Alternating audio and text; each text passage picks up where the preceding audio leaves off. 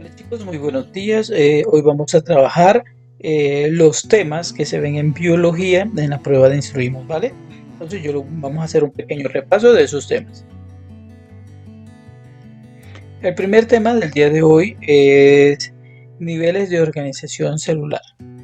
Ahora bien, ¿qué son niveles de organización celular? Cuando estamos hablando de niveles de organización celular, valga la redundancia, vamos a organizar de forma interna a un organismo, desde lo más pequeño a lo más grande, o se puede de lo más grande a lo más pequeño. Lo primero que vamos a hablar es sobre los átomos y moléculas. Los átomos están compuestos por unas partículas subatómicas llamadas electrones, protones y neutrones. El conjunto de átomos, ya sea de la misma especie, por así decirlo, de la misma especie o de diferentes especies, forman las moléculas. Un ejemplo muy claro de ello tenemos la molécula de agua, que está conformado por dos átomos de hidrógeno y uno de oxígeno. Ahora bien, el conjunto de moléculas pueden formar células, ¿verdad? Que es la unidad anatómica fisiológica de todo ser vivo. Después, el conjunto de esas células pueden formar tejidos o tisular. Forman tejidos como los tejidos musculares, ¿verdad? Como nos muestra el ejemplo, ¿verdad? Después, ese conjunto de tejidos pueden formar órganos, ¿verdad? Entre el ejemplo de esos órganos tenemos la vejiga urinaria, donde reposa el líquido miótico, ¿verdad? El pis, la orina, donde reposa, que de ahí sale pasa por los uréteres y llega a la uretra y es expulsado. Entonces, los tejidos forman órganos. Un ejemplo de ello es la vejiga urinaria. Los órganos, el conjunto de órganos, forman sistemas. Los sistemas es el conjunto de órganos con una característica en común. Aquí en el ejemplo nos muestra el sistema urinario. Está formado por los riñones, los uréteres, la vejiga y la uretra. ¿Ok? Pero esos conjuntos de sistemas forman organismos, que es el ser vivo como tal. En este caso nos muestra a una persona, a un ser humano. ¿Vale? Entonces, los átomos, conjunto de átomos forman moléculas. El conjunto de moléculas forman células. El conjunto de células forman tejidos. El conjunto de tejidos forman órganos. Un ejemplo de ello es la vejiga urinaria.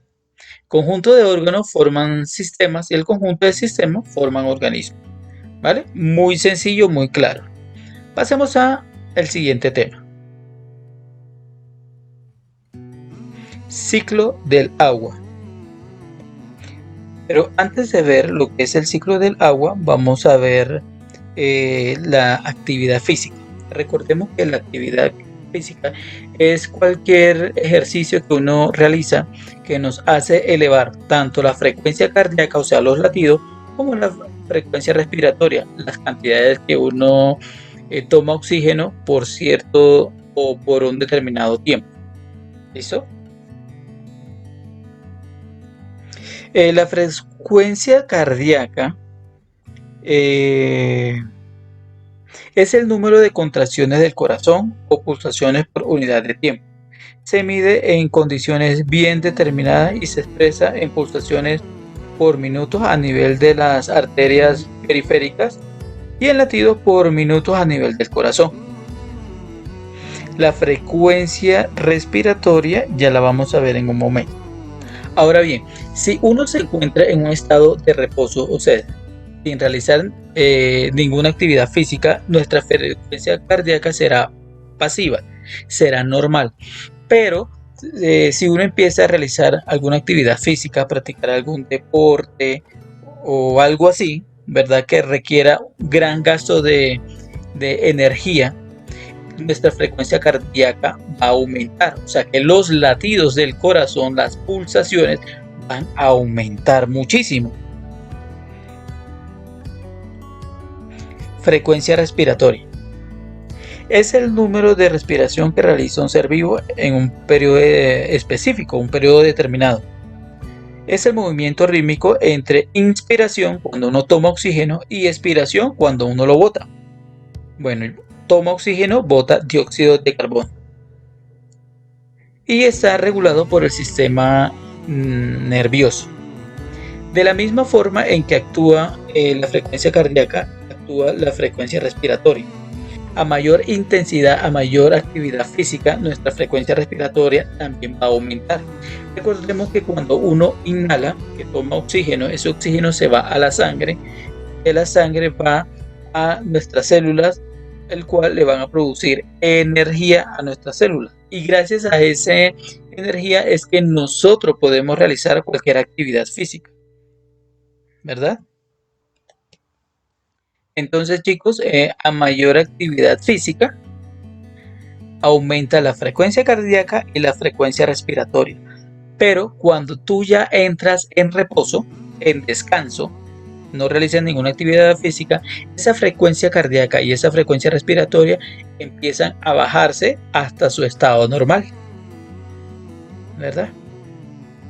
Entonces, la relación que hay entre la frecuencia cardíaca y la frecuencia respiratoria es que gracias al oxígeno inhalado, ¿verdad? Ese oxígeno debe ir a la sangre, ¿verdad? Llega a la sangre, el cual es bombeado por el corazón a todas las células del cuerpo. ¿Listo? Entonces, pasemos al siguiente punto. Sistema digestivo. El sistema digestivo es aquel sistema encargado de absorber los nutrientes adquiridos de los alimentos que hemos consumido, ¿verdad? La digestión se lleva a cabo en 3 pasos fundamentales, que son la ingestión, que es cuando entra el alimento a la boca.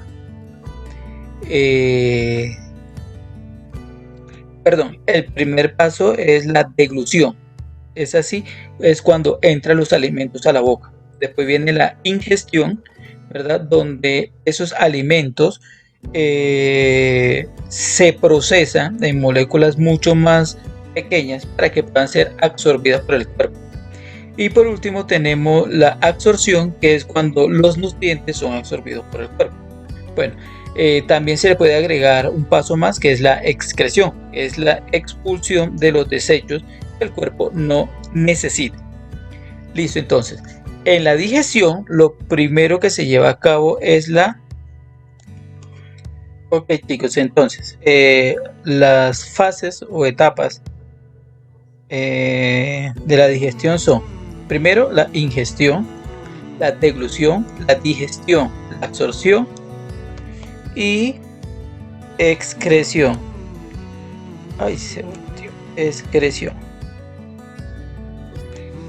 Excreción. Ingestión, deglución, digestión y absorción y excreción.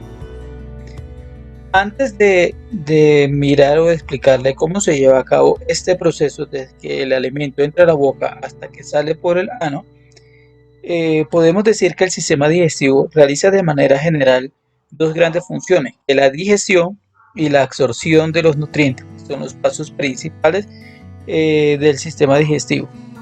Gracias al trabajo cooperativo de cada una de sus partes y estructuras anexas, los alimentos que ingerimos entran a la fase de digestión mecánica. ¿Qué quiere decir esto? El alimento entra por la boca, ¿verdad? Donde es masticado por los dientes. Cuando es masticado por los dientes, es triturado, se convierte en bolo alimenticio. Pasando primero por la faringe, luego llega al esófago y del esófago pasa al estómago. En el estómago, los jugos gástricos, ¿verdad?, convierten ese alimento en quimo, en partículas mucho más pequeñas para que puedan ser absorbidas por el cuerpo. El estómago pasa al intestino delgado. En ese intestino delgado, los nutrientes son absorbidos por las vellosidades que el intestino tiene. Las sustancias que no son absorbidas pasan entonces al intestino grueso. Del intestino grueso pasa al ano, donde esas sustancias que no le sirven al organismo son excretadas. Y de esa forma se lleva a cabo el proceso de digestión en los seres humanos. Ingestión es cuando entra la comida a la boca. Deglución, cuando esa comida se convierte en bolo alimenticio y pasa desde la boca, pasando la faringe, esófago y llega al estómago.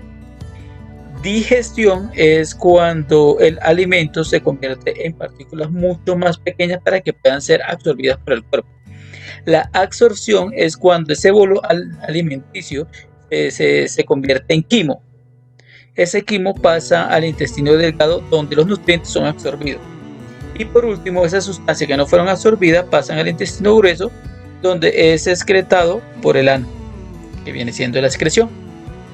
¿Listo? De esta forma se lleva a cabo la digestión en el ser humano. Pasamos al siguiente tema. Ciclo del agua. Cuando nosotros estamos hablando del ciclo del agua, estamos hablando del proceso que se lleva a cabo en la naturaleza,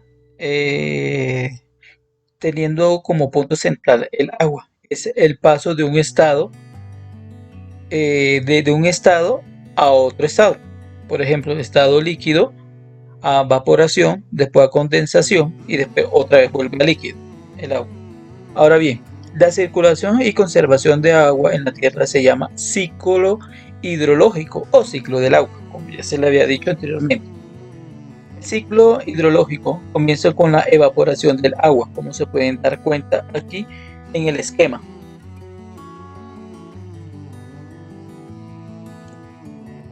Desde la superficie. A medida que se eleva el aire humedecido, se enfría y el vapor se transforma en agua.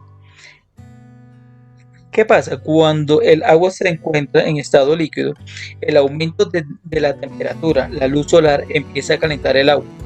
Lo calienta tanto que empieza a evaporarse. Pasa de un estado líquido a un estado gaseoso, convirtiéndose en nube. Después, gracias al aire, al viento, esas nubes empiezan a desplazarse. Al cambiar la temperatura del aire, el agua pasa de un estado gaseoso a un estado líquido. Ahí viene la precipitación, que es cuando llueve. Cuando llueve se forman los ríos, ¿verdad? Las lagunas, y vuelve otra vez el ciclo normal. Después otra vez se empieza a calentar el sol y se evapora y así sucesivamente. Este ciclo es muy importante para todos los organismos porque gracias a ello los organismos pues viven, y como todo organismo necesita del agua, al evaporarse el agua y convertirse en gas, el viento hace que se desplace y después se precipita y cae como agua. Donde cae, los organismos se alimentan, ¿verdad?, de ella. Este ciclo favorece, como ya les había dicho, a todos los organismos. Gracias a esas precipitaciones, el agua lluvia puede caer en cualquier lugar, haciendo favorable a los organismos que en ellas caen. Por ejemplo, en los cultivos, en las plantas en general, o favorece a todos los organismos, ¿verdad? Listo, chicos, entonces hemos terminado por el día de hoy. Nos vemos en la siguiente tutoría. Cualquier inquietud, por favor me la hacen saber. Bye, chao.